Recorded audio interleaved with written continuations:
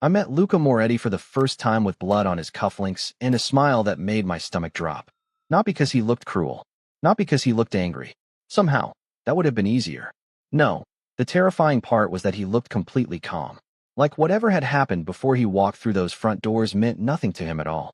A few hours earlier, my life had still felt normal.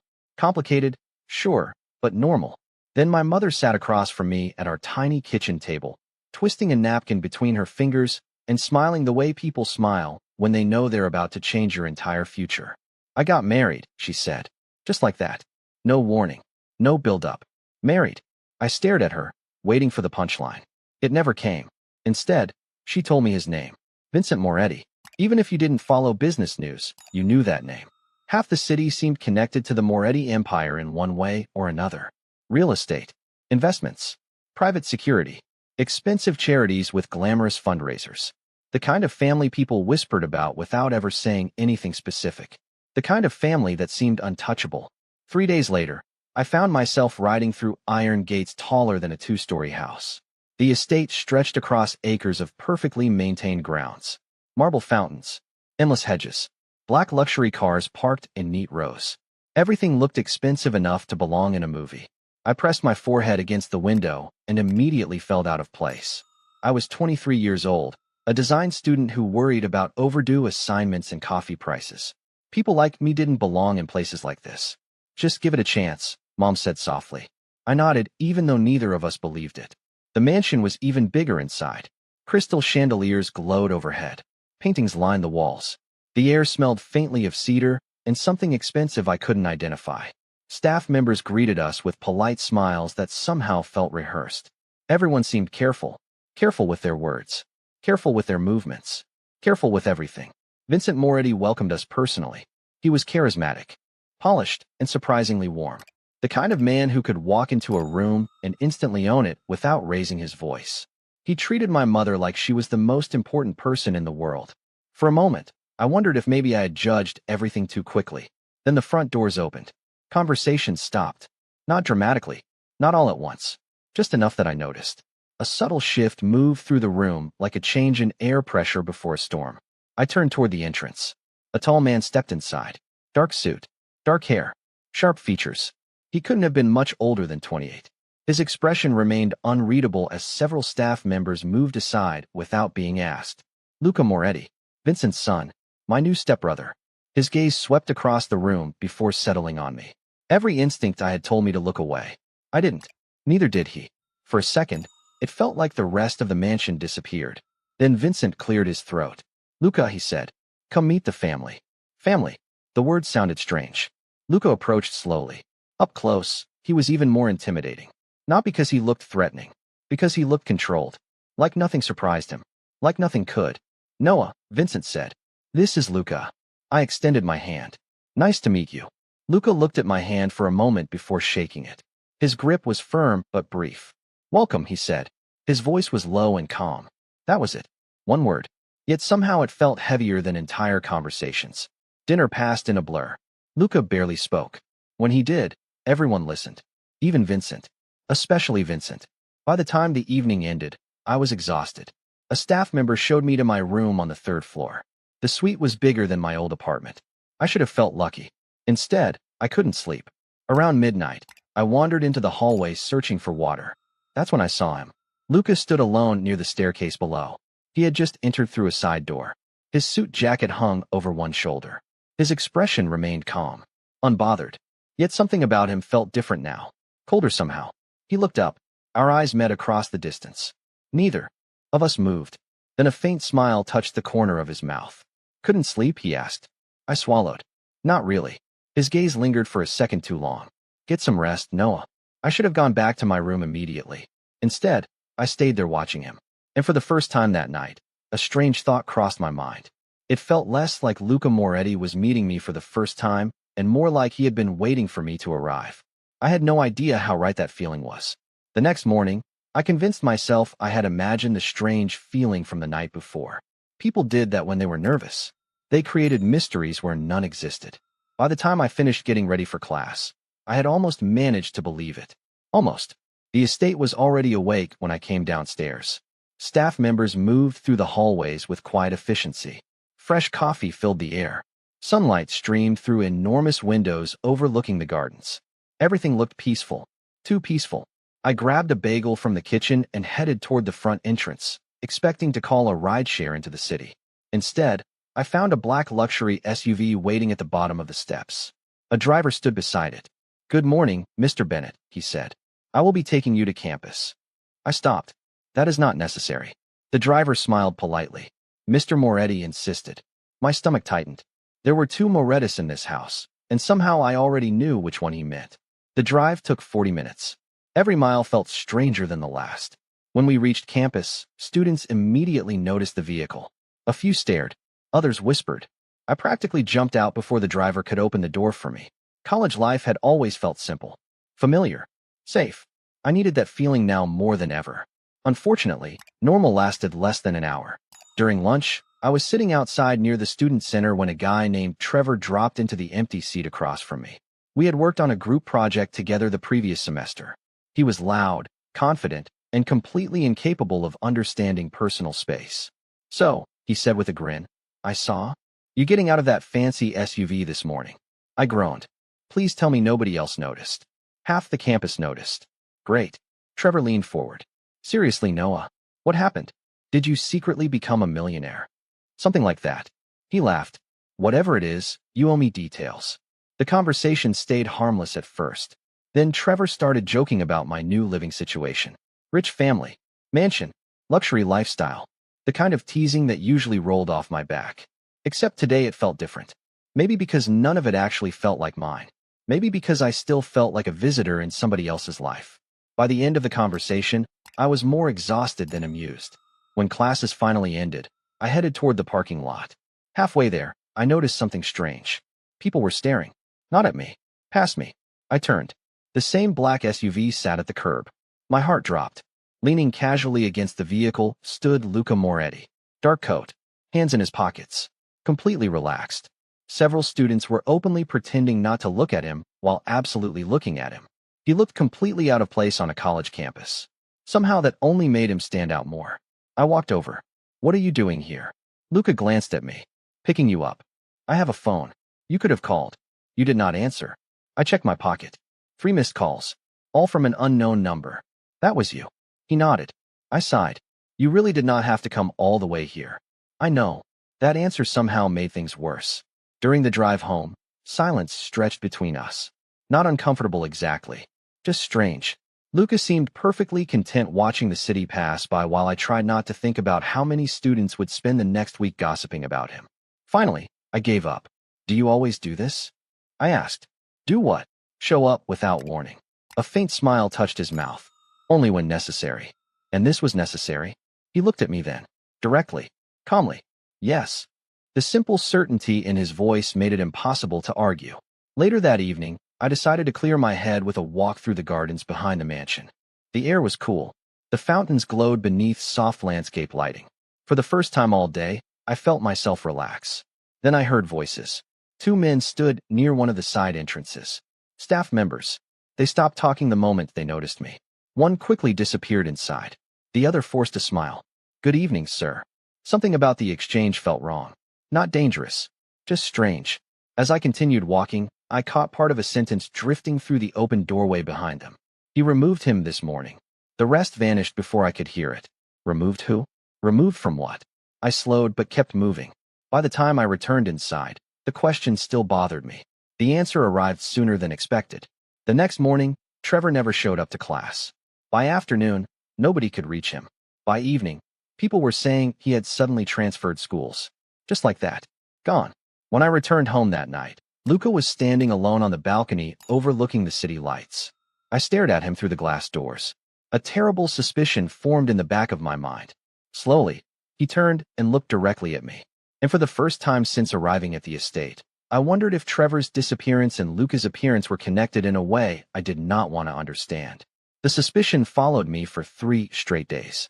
Every time I passed Luca in the hallways, every time I saw one of the black SUVs waiting outside the mansion, every time a staff member lowered their voice when I entered a room, I thought about Trevor. Maybe it was a coincidence. Maybe it was not.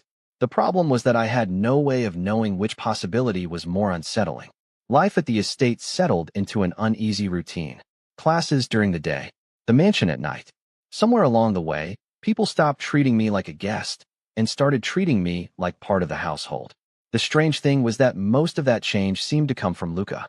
I never asked for it. He simply made decisions as if they were obvious.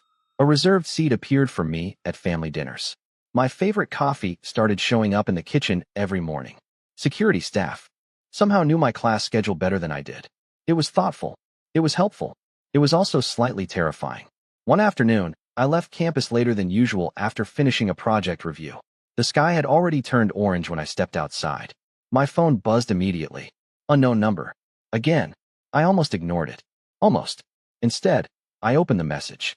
Stay away from the Morettis if you value your future. My stomach dropped. A second message appeared seconds later. You do not know what family you are living with. Then nothing. No name. No explanation. Just silence. I stared at the screen. The city noise around me suddenly felt farther away. Before I could think about replying, a familiar black SUV pulled up to the curb. Lucas sat in the back seat, watching me through the tinted window. Somehow he already knew something was wrong. The door opened. Get in, he said. I hesitated. How did you know where I was? You are usually here around this time. That answer should not have made my pulse speed up. It did anyway. During the drive home, I showed him the messages. Luca read them without changing expression. Then he handed the phone back. Block the number. That is your advice? Yes. I stared at him. You are not even curious? Not particularly.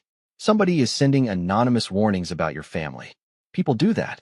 His calm was impossible to understand. I rubbed my forehead. You really do live in a completely different world. For a moment, something almost amused flickered across his face. You were starting to notice. That weekend, Vincent hosted a charity gala at one of the family's downtown hotels. The event attracted politicians, business executives, and enough cameras to make me want to hide under a table. Unfortunately, attendance was apparently not optional. Just smile, my mother told me while adjusting her earrings. That advice has never worked for me. She laughed. Try anyway. The ballroom looked like something from a movie. Crystal lights, live music, perfectly dressed guests. Everywhere I looked, people seemed important. I spent the first hour wishing I were literally anywhere else. Then things became worse. A reporter recognized me. Within minutes, several others followed. Questions started coming from every direction. How was life with the Morettis? Was Vincent planning new business ventures? Was I involved in the family foundation? I barely knew how to answer. Then one reporter smiled and asked, So how does it feel being the outsider who suddenly inherited a kingdom? Laughter followed from a few people nearby. Not cruel, just enough to sting.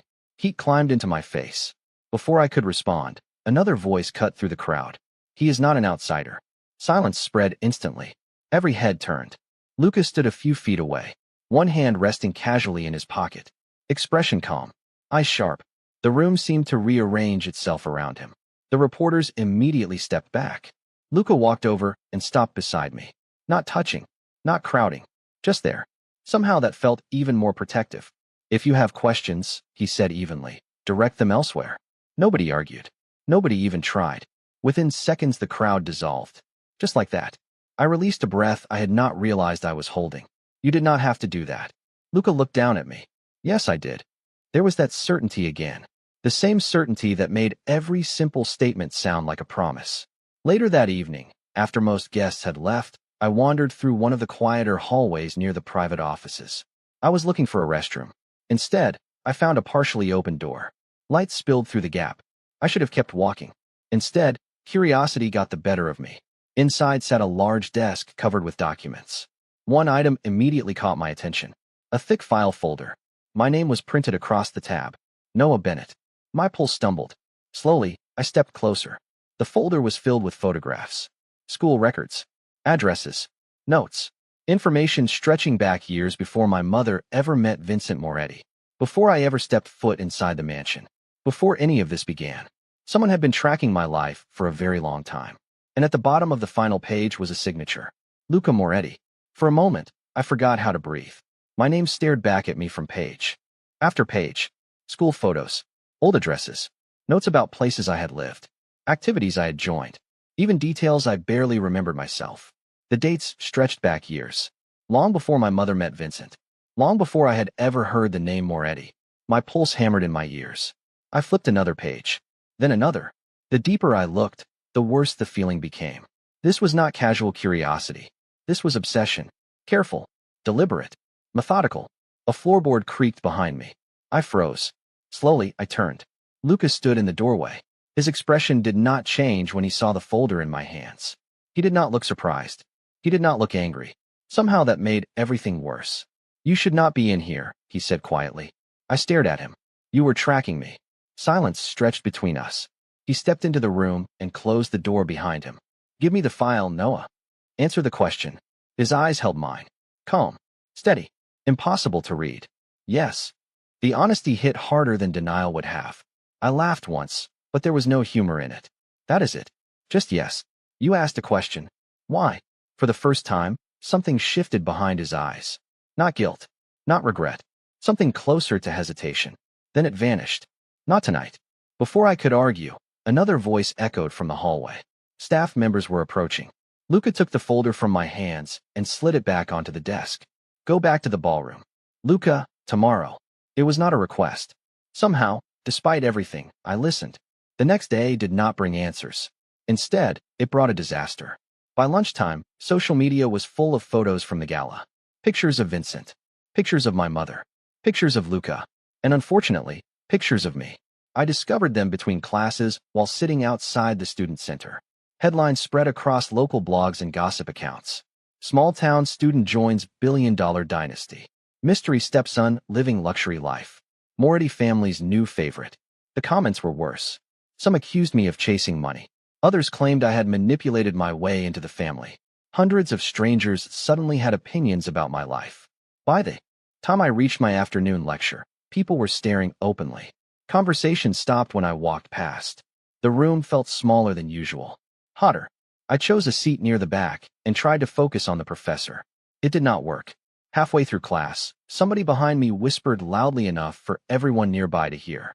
"Must be nice getting rich without earning it." A few students laughed. I kept my eyes forward. Then another voice joined in. "I heard he has bodyguards now." More laughter. The professor continued teaching, completely unaware. My stomach twisted. I had spent my entire life working for everything I had. Scholarships. Part-time jobs. Late nights. Suddenly none of it mattered. To everyone else, I was just another person benefiting from somebody else's power. When class finally ended, I left as quickly as possible. Unfortunately, someone was waiting outside. Madison Carter. My ex. We had dated for almost a year before realizing we wanted completely different futures. The breakup had been mutual. Mostly. "Wow," she said as I approached. "You are difficult to reach these days." I sighed. "Hi, Madison." She crossed her arms. "So the rumors are true." "Depends which rumors." "The mansion. The money. The Morettis." Her smile looked polite. Her eyes did not. "You always said you hated people like that." The words landed harder than they should have. Before I could answer, another voice spoke from behind us. "And yet he still has better judgment than most people." Madison blinked.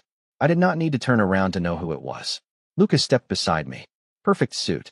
Calm expression. The usual impossible confidence. Madison visibly straightened. Almost everyone did around him. "I did not realize this was a private conversation," she said. "It is not," Luca replied. "It is simply over." The silence that followed was almost impressive.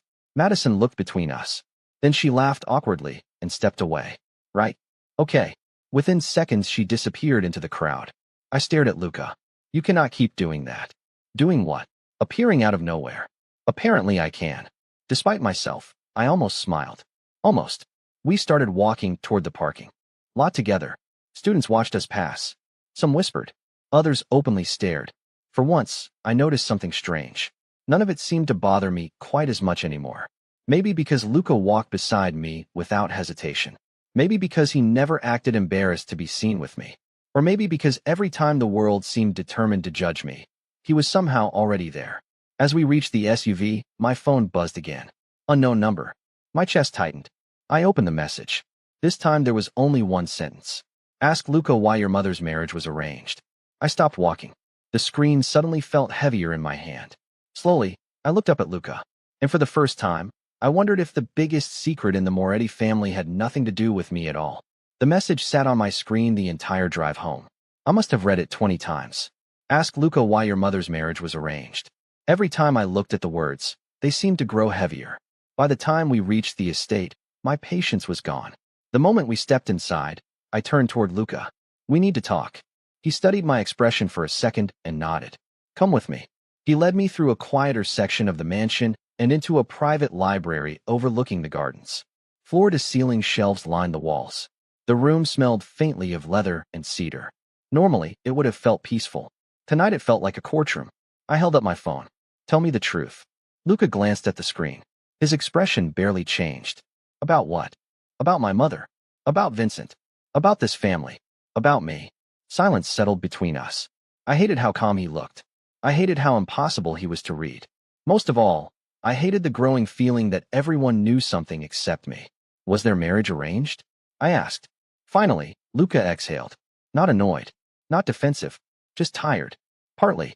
The answer hit harder than I expected. Partly. The relationship is real. That is not what I asked. His jaw tightened slightly. There were business reasons involved. I laughed bitterly. Of course there were. I turned away and stared through the window. The gardens blurred beneath. The evening lights. How long have you known? Since the beginning. And nobody thought I deserved to know? It was not my decision. I spun back toward him. You tracked my life for years. The words came out sharper than intended. You collected files about me. You knew things about me before I ever walked into this house. But somehow this was not your decision. For the first time, Luca looked away. That tiny crack in his composure only made me angrier. What am I to this family? I demanded. A project? A liability? Some kind of asset? No. His answer came instantly. Then what? The silence that followed felt endless. Then Luca said something I never expected. You are the reason the deal exists. The room seemed to tilt beneath my feet. What? He looked directly at me. Years ago, before your mother met Vincent, someone connected to the family owed a significant debt. A legal dispute followed. Information disappeared. Assets changed hands. Several people spent years trying to locate records tied to the agreement. My stomach twisted. What does that have to do with me? Everything. I stared at him. Lucas stepped closer. Not threatening. Not imposing. Just close enough that I could hear the steadiness in his voice. The missing records were placed under a trust connected to your family. My pulse hammered. My family. Your grandfather specifically. I blinked. My grandfather died when I was 12. Yes. Luca nodded. And according to those records, you became the beneficiary. For a moment, I could not process the words. Then understanding arrived all at once. That is why Vincent married my mother. Luca did not answer. He did not need to. The truth was already sitting between us. I laughed once. The sound felt hollow. Unbelievable. Everything suddenly made sense. The anonymous warnings. The whispers. The strange attention. The files. The security. None of it was random. None of it had ever been random. So this entire time, I said quietly, I was part of some business arrangement. Noah, do not. My voice cracked harder than I wanted. Do not say my name like that. Something flickered across Luca's face. Regret maybe. That almost made it worse. You knew, I said. Every single day you knew. I was trying to protect you. I shook my head. From what? He hesitated. That hesitation told me more than any answer could have. Unbelievable, I whispered again. Suddenly, every moment replayed differently in my head. The rides, the security, the attention, the protection, the way Luca always seemed to know where I was.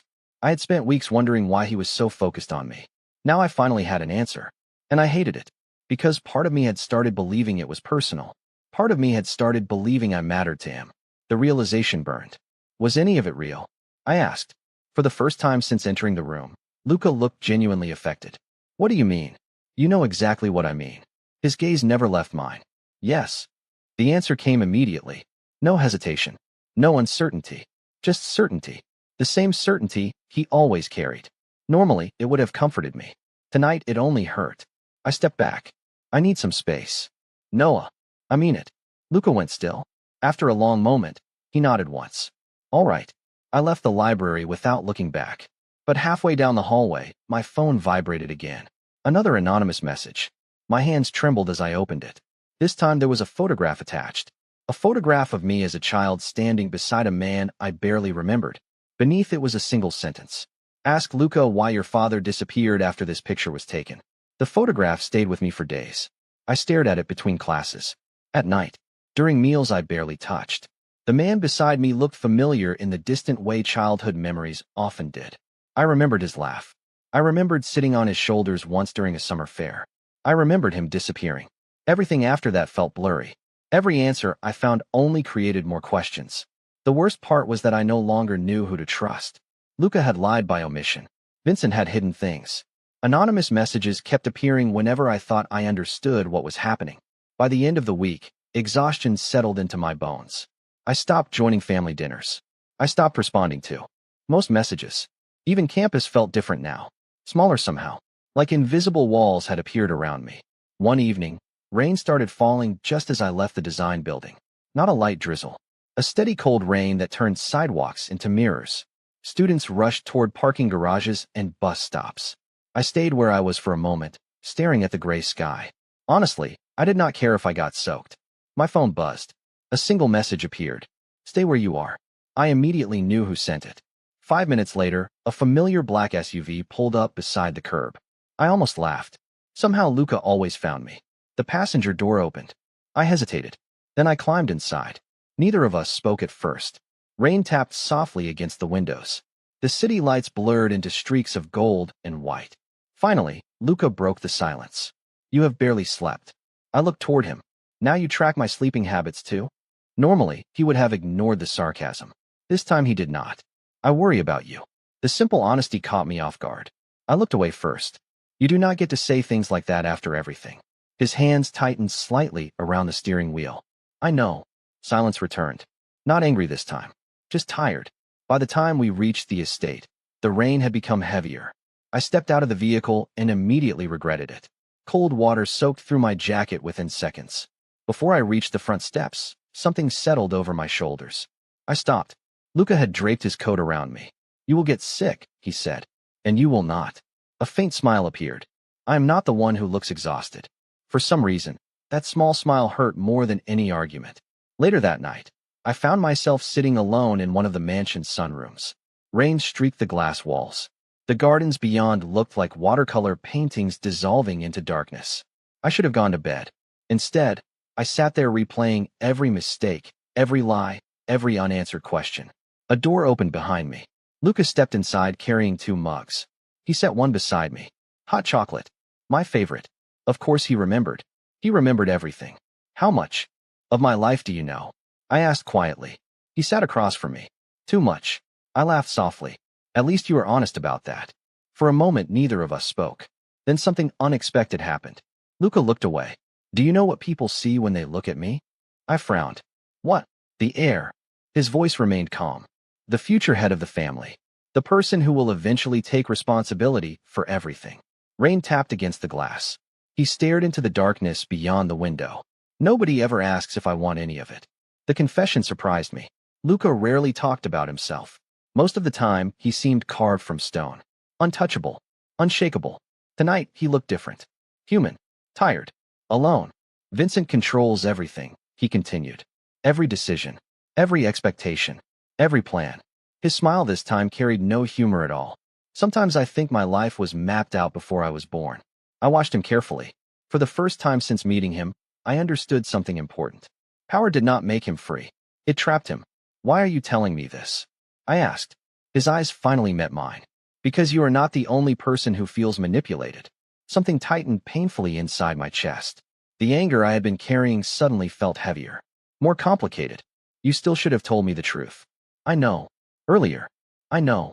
There was no defense. No excuse. Just acceptance. Somehow that made it harder to stay angry. We sat there for a long time listening to the rain. Eventually my eyes grew heavy. I had not realized how exhausted I was until then. At some point, I drifted off. When I woke up, a blanket covered my shoulders. The mug beside me had been replaced with a fresh one. The room lights were dimmed. Luca sat nearby reading documents beneath a lamp. He noticed me stirring immediately. You should go to bed. I rubbed my eyes. How long was I asleep? Almost 2 hours. I blinked. You stayed here the entire time? Yes. The answer came so naturally that it stole my breath for a second. Not because it was romantic. Not because it was dramatic. Because it felt real. Quietly real. Then my phone vibrated on the table between us. Both of us looked down. Another anonymous message had arrived. This time there was no photograph. Only 6 words. Luca is not protecting you from them. He is protecting them from you. The message haunted me for the next several days. Luca is not protecting you from them. He is protecting them from you. I read it so many times that the words stopped looking real. None of it made sense. If there was some secret connected to my family, why would anyone be afraid of me? I was a design student who spent more money on coffee than anything else. I did not have power. I did not have influence. I barely had answers. Unfortunately, the universe seemed determined to make things worse. The following weekend, the Moretti family hosted another major event. This one was far more private than the charity gala. Business partners, family allies, political figures, people who had known Vincent and Luca for years. The kind of gathering where every smile seemed carefully calculated. I almost skipped it. Then my mother asked me to attend, so I put on a suit and showed up. The ballroom buzzed with conversation. Crystal lights reflected off polished floors. Staff moved through the crowd carrying trays of drinks. Everywhere I looked, people seemed to be watching someone, judging someone, measuring someone. For the first hour, nothing happened. Then the screens turned on. At first, I assumed it was part of a presentation. Several guests glanced toward the stage. Conversations quieted. A slideshow appeared. My stomach immediately dropped. The first image was a photograph of me entering the Moretti estate. The second showed me stepping out of one of the family vehicles. The third showed me standing beside Vincent. Murmurs spread through the room. Then came documents. Large digital copies projected onto every screen. Bank records, property records, trust agreements. Some looked real. Others clearly had been altered. A headline appeared across the top. Beneficiary positioning strategy. My pulse pounded. The next page was worse. It looked like a contract. My name appeared beside Vincent's, beside my mother's, beside several financial figures that made absolutely no sense. Around me, whispers grew louder. So it was planned. He knew all along. Interesting. I knew something felt off. The room suddenly felt too hot, too small. I stared at the screens in disbelief. None of it was real. At least not completely. Pieces of truth had been stitched together with lies. But that did not matter. The damage was already happening. Then another image appeared. A series of private messages. Messages supposedly sent from me. Messages discussing family assets, influence, future inheritance. Every single one was fake. Yet they looked convincing enough to make people doubt. The crowd shifted. Faces changed. Sympathy disappeared. Suspicion replaced it. I heard my name whispered again. This time it sounded different. Colder. For a horrible moment, I understood exactly what the attacker wanted. They were not trying to destroy the Morettis. They were trying to destroy me. A spotlight suddenly illuminated the center of the ballroom. I found myself standing directly beneath it. Hundreds of eyes turned toward me. My throat tightened. Across the room, I spotted Vincent rising from his seat. His expression looked darker than I had ever seen. Beside him sat Luca, motionless, silent, watching. Someone stepped onto the stage. A man I vaguely recognized from previous family gatherings. Vincent's younger brother, Marco Moretti. The uncle nobody seemed to talk about. He smiled warmly. Too warmly. I believe everyone deserves transparency, Marco said. Especially when certain people have worked very hard to present themselves as innocent. My stomach dropped further. Marco continued speaking while images rotated behind him. Every sentence pushed the same narrative. That I had manipulated my way into the family. That my mother had been part of a long-term financial plan. That I had known everything from the beginning. None of it was true. Yet every second that passed made it feel more believable. I looked toward Luca. He still had not moved. He still had not spoken. Fear crawled into my chest. Not because of Marco. Not because of the crowd. Because for the first time since I met him, I wondered if Luca was going to let it happen. Maybe he finally believed I was a liability. Maybe protecting me had become too expensive. Maybe I had been a mistake from the beginning. The thought hurt more than it should have. Marco's smile widened. Some people are very talented at playing the victim. A few guests nodded. Others avoided looking at me entirely. I felt completely alone. Then Marco delivered the final blow. A photograph appeared on the screen behind him. It showed me standing beside Luca and near the estate gardens weeks earlier. The image had been cropped carefully, altered, manipulated. Beneath it appeared a caption, Strategic Relationship Development. The implication was obvious. Every interaction, every moment, every act of protection, reduced to a calculated plan. The ballroom fell silent. Marco folded his hands. Perhaps Mr. Bennett would like to explain. My mouth opened. Nothing came out. Across the room, Luca finally stood. Relief flashed through me for a split second. Then terror replaced it. Because his expression was completely unreadable. He looked at the screens, at the crowd, at me, and for several endless seconds, he said absolutely nothing. The silence felt endless. Hundreds of people watched. Nobody moved. Nobody spoke. Lucas stood at the center of the storm, while Marco waited with a confident smile, clearly expecting victory. My chest tightened. Every terrible possibility flashed through my mind at once. Then Luca reached into the inside pocket of his suit jacket. "Are you finished?" he asked calmly. Marco blinked. The question seemed to catch him off guard. "I believe the evidence speaks for itself." Luca nodded once. "Good." The room remained silent. Every eye followed him as he walked toward the stage. His pace never changed. His expression never cracked. Somehow that calm frightened people more than anger ever could.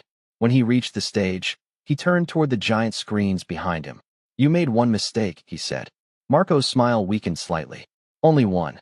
You assumed nobody would verify your work." A quiet murmur spread through the crowd. Luca held up a small device. Instantly the screens changed. The photographs disappeared. The alleged contracts vanished. In their place appeared a series of digital records, timestamps, editing logs, authentication reports, independent audits. Every document Marco had presented began unraveling piece by piece. Gasps echoed throughout the ballroom. Luca continued speaking in the same calm voice. "This contract was altered 3 days ago." Another screen appeared. This financial record was modified using an external account connected to one of Marco Moretti's companies. Another screen. Another piece of evidence. Another lie collapsing in public. The confidence slowly drained from Marco's face. "That is impossible," he said. "No." Luca looked directly at him. "It is documented." The crowd shifted. People who had been whispering about me moments earlier now stared at Marco instead. Luca pressed another button. A final report filled the screens. This one contained communication logs linking the anonymous messages, the manipulated photographs, and the fabricated documents to a single source. Marco. Complete silence followed. Not shocked silence. Devastating silence. The kind that arrives when everyone realizes exactly who has been lying. Marco opened his mouth. Closed it. Tried again. Nothing came out. For the first time since meeting him, he looked genuinely nervous. Vincent rose slowly from his seat. The disappointment on his face somehow felt heavier than anger. Marco looked around the room searching for support. He found none. Then Luca did something I never expected. He stepped away from the stage. Away from the evidence. Away from Marco. He walked directly toward me. Every person in the ballroom watched him cross the floor. My pulse pounded so loudly I could barely hear anything else. Luca stopped in front of me. For a moment, neither of us spoke. Then he turned toward the crowd. Some of the information presented tonight contained fragments of truth. A new wave of whispers spread through the room. Luca did not flinch. Yes, Noah became connected to this family through circumstances neither of us chose. His voice remained steady. Yes, there were business interests involved before he ever entered this house. My stomach tightened. He could have stopped there. Most people would have. Instead, he continued. But the conclusions you were encouraged to draw are false. His gaze swept across the ballroom. Noah did not manipulate his way into this family. He did not seek power.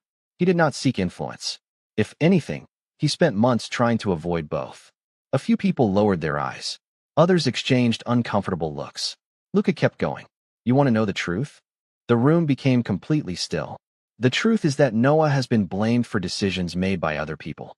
Judged for circumstances he never created. Targeted because he was easier to attack than the people actually responsible. Every word landed harder than the last. I could barely breathe.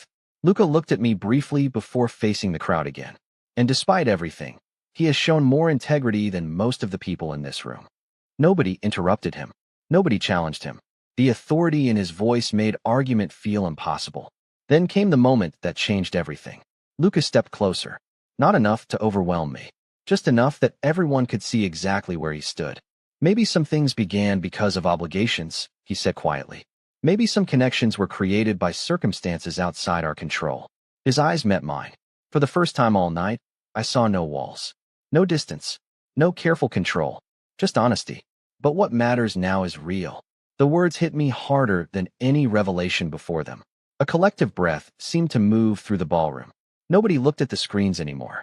Nobody cared about the documents. They were watching us. Watching him. Luca turned back toward the crowd one final time. If anyone has a problem with Noah Bennett, he said calmly, they have a problem with me. No threats. No raised voice. No dramatic display. Somehow it was far more powerful than any of those things. The room understood immediately. The whispers stopped. The doubts disappeared. Even the atmosphere changed. For the first time since arriving at the estate, I no longer felt like an outsider standing alone beneath a spotlight. I felt protected, seen, chosen. And as the crowd slowly absorbed what had just happened, I noticed something strange. Marco was no longer watching me.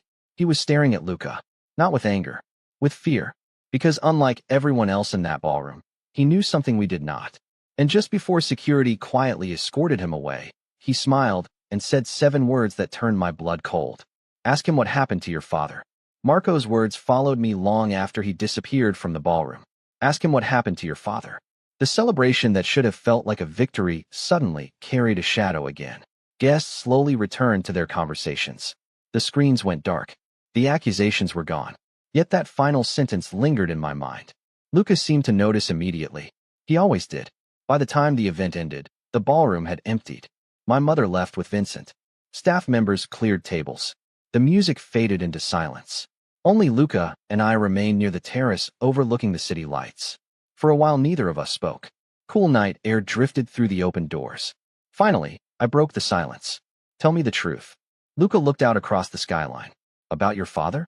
I nodded. His jaw tightened slightly. Not with anger. With something closer to regret. I never met him, he said quietly. But I know what happened. My chest tightened. Then tell me. He exhaled slowly.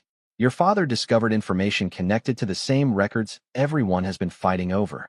The city lights reflected in the glass beside us. He tried to expose people involved. The Morettas? Lucas shook his head. Not my father. Not me. He turned toward me. Marco. For a moment, everything clicked into place. The anonymous messages. The manipulated evidence. The obsession with the trust. Marco had never been attacking the family. He had been protecting himself. Luca continued. Your father disappeared because he got too close to the truth. The investigation ended years ago, but Marco spent a long time making sure nobody looked deeper. I stared at him. And you knew? Not at first. His voice softened. That is why I started tracking the records. That is why I found you. I laughed quietly. Not because it was funny. Because I finally understood. All those years. All those files. All those questions. They had never started with money. They had started with a mystery. With my family. With me. You could have told me sooner. I know. We stood in silence again. The strange thing was that my anger no longer felt the same. Somewhere along the way it had become tangled with something else. Something softer. More dangerous. Trust. Lucas stepped closer. Noah. I looked up. I am sorry. 3 simple words. No excuses. No explanations. Just honesty. Somehow that mattered more than anything else. You really are terrible at this emotional stuff. A surprised laugh escaped him. The sound felt rare. Genuine. I have been told that. Repeatedly, I assume. Frequently. I smiled despite myself. For the first time in weeks, the weight on my chest eased. Not completely, but enough. Luca reached into his jacket and pulled out a folder. I immediately groaned. Another file? Not exactly. He handed it to me. Inside was a single document. 1 page. No legal language. No financial records. No hidden clauses. At the top was a simple title. Agreement. I looked up suspiciously. Should I be concerned? Probably. I rolled my eyes. Then I started reading. The document contained exactly 3 conditions. Condition 1. No more secrets unless absolutely necessary. Condition 2. No disappearing during arguments. Condition 3. Coffee together at least once every week. I stared at the page. Then back at him. This is your contract. I wanted something honest. My throat tightened unexpectedly. Of all the dramatic gestures I had imagined from Luca Moretti, this was not one of them. Somehow it meant more. You are asking me to sign this. Only if you want to. The answer surprised me. Because for the first time since we met, he was giving me a choice without any expectations attached. No pressure. No obligation. Just a choice. Slowly, I picked up the pen attached to the folder. You forgot a condition. Luca raised an eyebrow. Which one? I added a 4th line beneath the others. Tell the truth even when it is difficult. Then I signed my name. When I handed the folder back, Luca read the addition and smiled. A real smile this time. Not guarded. Not restrained. Just genuine. That seems fair. We left the estate an hour later. No reporters. No crowds. No security detail hovering nearby. Just the two of us walking through the quiet city streets. The night felt lighter somehow, like the future finally belonged to us instead of everyone else. At one point, our hands brushed accidentally. Neither of us moved away. We simply kept walking beneath the glow of streetlights and the distant hum of traffic. For the first time since this story began, nothing felt arranged. Nothing felt forced. There were still questions waiting to be answered. Still mysteries connected to my father. Still challenges ahead. But those belonged to tomorrow. Tonight was different. Tonight, after every secret, every lie, every misunderstanding, and every choice, we were finally walking in the same direction. And for the first time, I was not afraid of where the road might lead.